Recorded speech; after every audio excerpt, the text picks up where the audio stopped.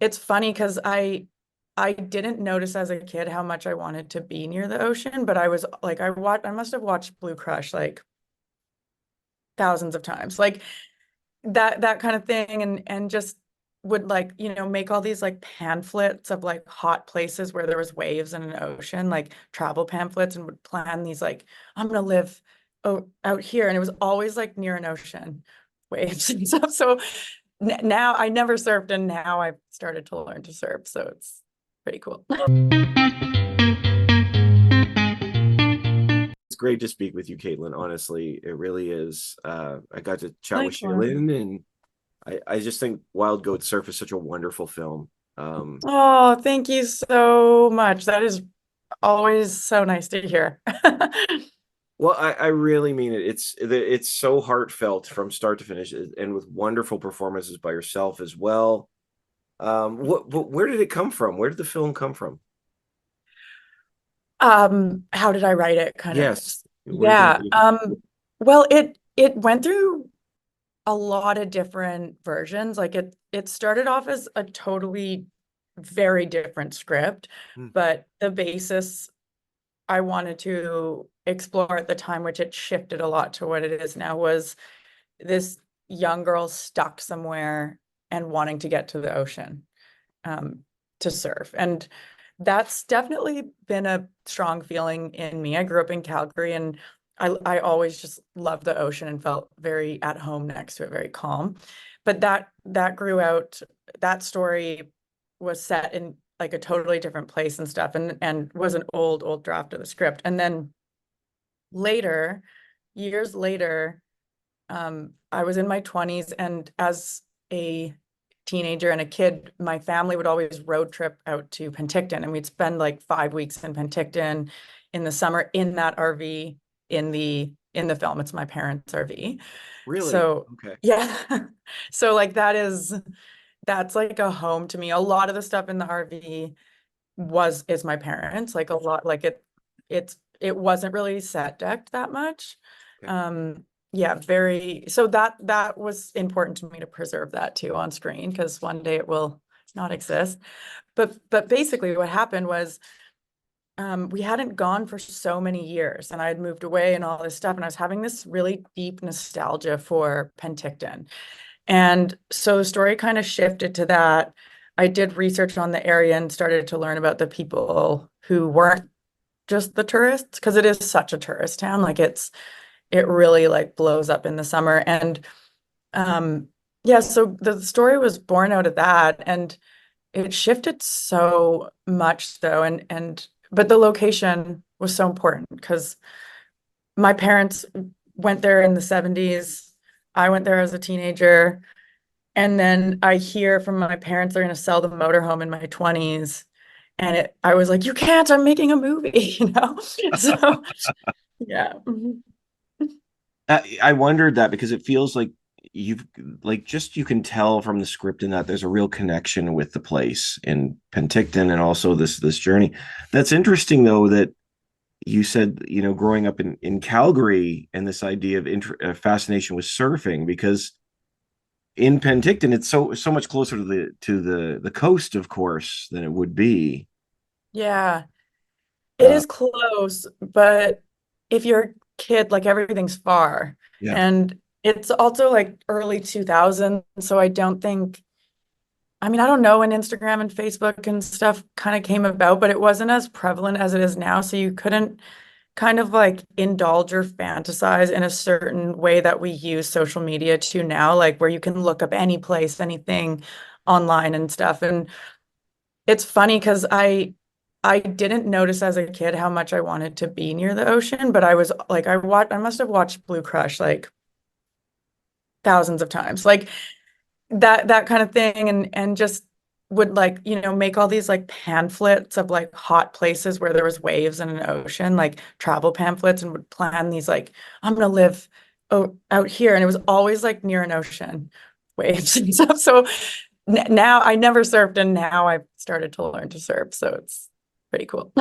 Well, that was my next question because I mean it's such a prevalent thing within this film. Like there's so like and why, and of course you've got people, wasn't sure if they were actually like these were actual surfers, professional surfers you've got sharing their thoughts throughout the film.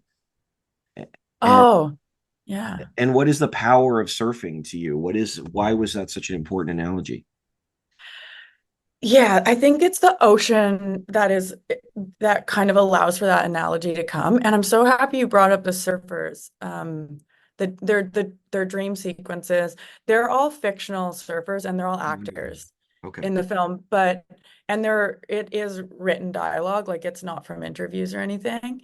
But I did a lot of research, interviewed a lot of actual surfers.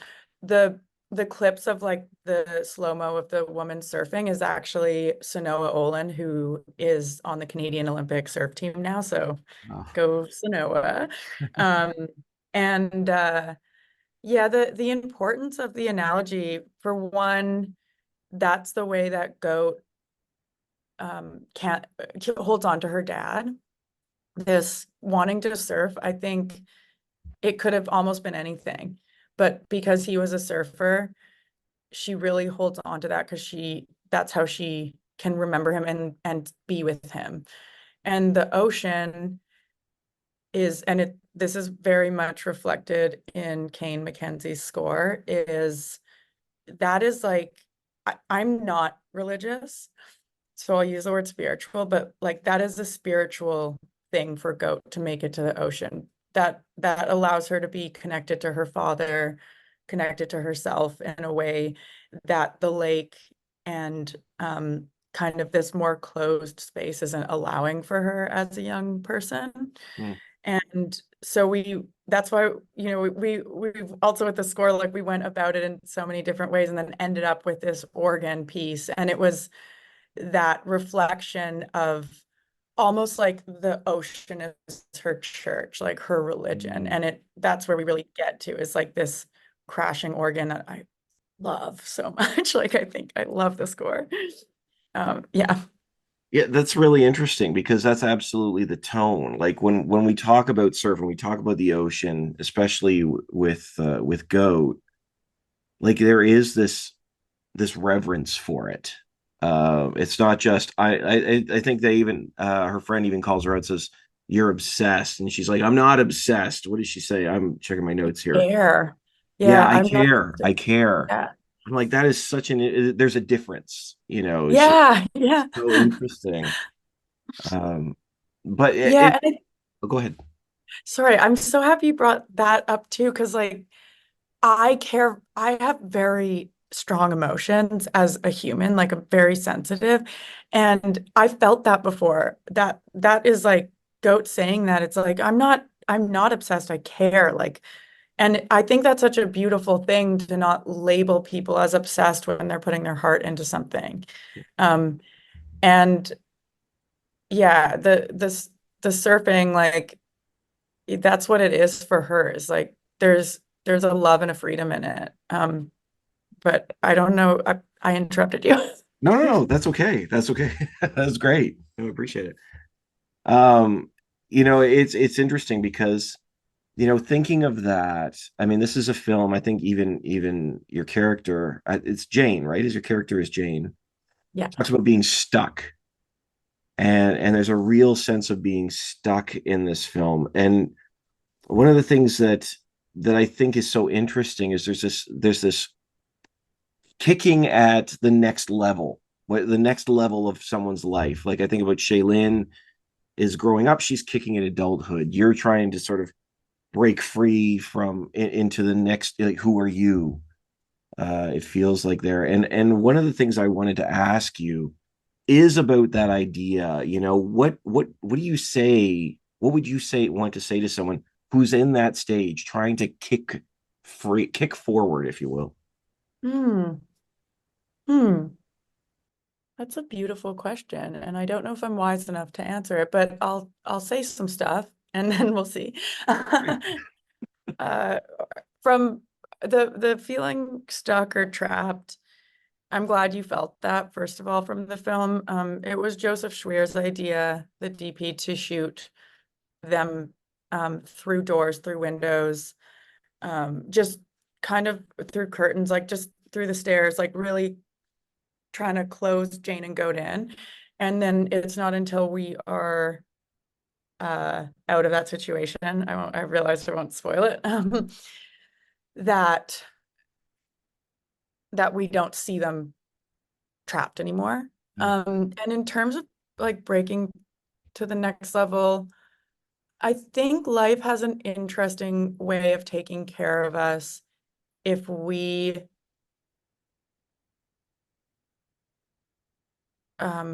focus and pursue something that matters to us. And that's not to say it has to be even an external goal. Like it could just be as simple as like I'm seeking happiness. And then it's like how does one go about that? That's such a simple but like grand question. And such a massive topic. But I think in terms of the next level, like I think it might sound counterintuitive, but I think you just have to remain present. I Mm. think that's like I think. I mean, if you find the answer, let me know. Well, and, it's funny, and I mean, here we are, getting into some heavy philosophy here, but it's Yeah. as you say that, it makes me think of surfing again, which I can't do, but it Very feels hard, like very hard. that seems like part of it. Is it just sort of riding that wave? Yeah, and you gotta trust your gut and your instincts, and you gotta be so present. You gotta read the water. You have to know where you are. Like there's surfing is so complicated, but then also could be so simple too. And it just feels so good. And yeah, definitely. And I think that's kind of what Goat is getting through these dream sequences, or to me, it was like the magazine she's reading and like she's imagining them talking to her. And these like really cool pro surfers are giving her this advice. And I think that's what it is it's like if you want to make it there, like keep trusting yourself, keep following the right path, like try your best to make the right choice. Like what does that mean? I don't know, but a good choice, and see where life takes you. Like I think it was Anthony Bourdain said like we're just along for the ride. And Mm. that seems so like it is quite philosophical in that like we have so much less control than we think we do. Um, and some people would disagree with me, but it's so counterintuitive, but letting go kind of allows things to take place we might not expect. And I think in a way, Jane finally was like, she's holding on to that. Like she's holding on to the motorhome. She's holding on to that place. She's holding on to everything. And her friend, Erin, who's played by Brittany Drisdale, says to her, like, there's nothing here for you anymore.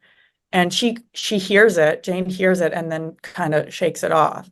And it isn't until much later that that becomes true. She's like, everything's pushing me out and I'm resisting it. And when she finally lets go, she can move on. And in turn, help her daughter move on too.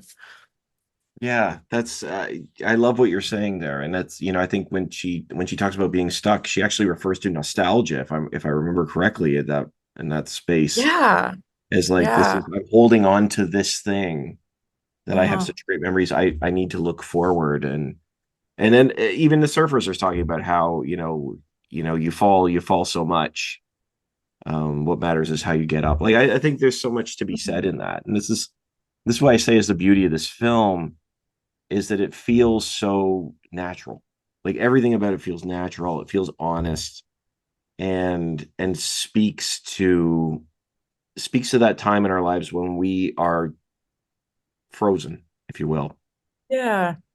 Yeah, like not knowing what, that's so lovely to hear you say that about it. That means so much to me. And yeah, I think that is exactly what it is. I think we've all at any age experienced a feeling of being trapped or stuck or longing. Like I think nostalgia is really like this romanticizing of the past, which I can do that very well. And I think a lot of people can. And I think that there's beautiful times for that. But then when when do we move on? And and it's sad. Like moving on can be really hard. And yet there is that sense of hopefulness too. Like it's not Mhm. just about letting Yeah. go, it's about leaning in, leaning forward. Yeah, And totally. yeah, Like an ending is a beginning, that classic, like, yeah. And I think a big part of why we don't let go as humans or like move on is fear. We're like, oh, what's next? And I think Jane has a lot of fear. And I think she's covering it up with a lot of different stuff. And we did cut a good amount of scenes, and we see a bit more of that with there's a few scenes with her and Goat that we lost, and one with like the kids get in a little fight and stuff. And yeah, like I mean, fear can be so dominating, and Goat definitely, I think is a pretty fearless character, which I think kind of creates a really cool bond between them because Goat kind of, I don't know, there's like so many ways Goat's the one taking care of Jane, yeah, and yeah, like emotionally, like, yeah. yeah. Mm. That's absolutely true. Yeah, their relationship is so interesting in parts because certainly Goat is at some points Goat is the strong one. And Hmm. uh, Yeah. Caitlin, it is a joy to speak with you. And here Oh, we're out of likewise. time. Uh, Well, this was so awesome. It was such a sick conversation. thanks so much for the time. I really appreciate it, and I wish you the best. The film is such a joy. Thanks so much. Oh, thank you so much. Thanks for having me. Anytime. Anytime.